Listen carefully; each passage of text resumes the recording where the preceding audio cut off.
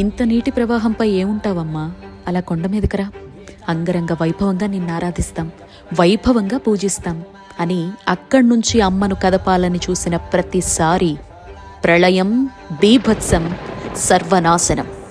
ఏం తనకు తెలీదా ఎక్కడుండాలో? అందుకే ఎవ్వరూ ఆవిడ జోలికి కూడా పోరు. ఆవిడే ధారీదేవి, ఉత్తరాఖండ్ వాసుల ఇలవేల్పు, చార్ధామ్ యాత్రికుల కొంగు బంగారం, కేదారనాథుణ్ణి కంటికి రెప్పలా కాపాడుతున్న సాక్షాత్ కాళీ స్వరూపం ధారీదేవి. ఉత్తరాఖండ్కి వెళితే ముఖ్యంగా చార్ధామ్ యాత్రికులు ఖచ్చితంగా దర్శించవలసిన దేవాలయం. ఉత్తరాఖండ్లో శ్రీనగర్, రుద్రప్రయాగ్ మధ్య అలకనంద నదిపై గర్హ్వాల్ పర్వత శ్రేణుల్లో ఉంటుంది. చార్ధామ్ రక్షకురాలామే. ఆవిడే ధారీమాత.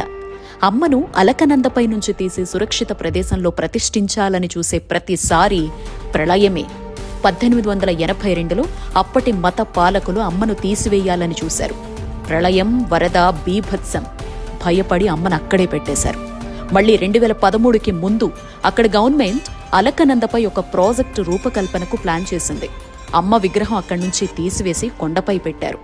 ఆ ప్రళయం నేటికి భయకంపితమే. అసలు వరదలు, ప్రళయాల నుంచి కేదారేశ్వరుణ్ణి, చుట్టుపక్కల ప్రాంతాల్ని కాపాడేందుకు నదిలో కొట్టుకొచ్చి అక్కడే గుడి కట్టమని చెప్పిన కాళీ స్వరూపమే ధారీ అమ్మ. అలాంటమ్మనక్కడి నుంచి కదిపివేయాలని చూస్తే పరిస్థితులు తారుమారే. అమ్మకు తెలీదా ఎక్కడుండాలో, ఎందుకుండాలో? పిలిస్తే పలికే తల్లి. ఉదయం బాలికగా, మధ్యాహ్నం యవ్వనవతిగా, సాయంత్రం వృద్ధురాలిగా నేటికి కళ్ల ముందే దర్శనమిచ్చే ముగ్ధ మనోహర రూపం. అమ్మ సగభాగమే ఇక్కడ దర్శనమిస్తుంది.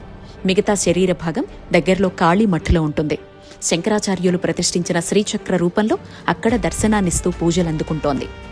మీరు ఏ ట్రావెల్స్లో వెళ్ళినా ఈ టెంపుల్ దగ్గర ఖచ్చితంగా ఆపుతారు. మార్నింగ్ 5 to నైట్ 9 వరకు చార్ధామ్ యాత్ర ప్రారంభమైన తర్వాత ఓపెన్లోనే ఉంటుంది ఈ టెంపుల్. దసరా, మహాశివరాత్రి అద్భుతంగా చేస్తారు. అలకనంద నదిపై అద్భుతంగా కనపడే ఈ దేవాలయాన్ని తప్పకుండా దర్శించుకోండి.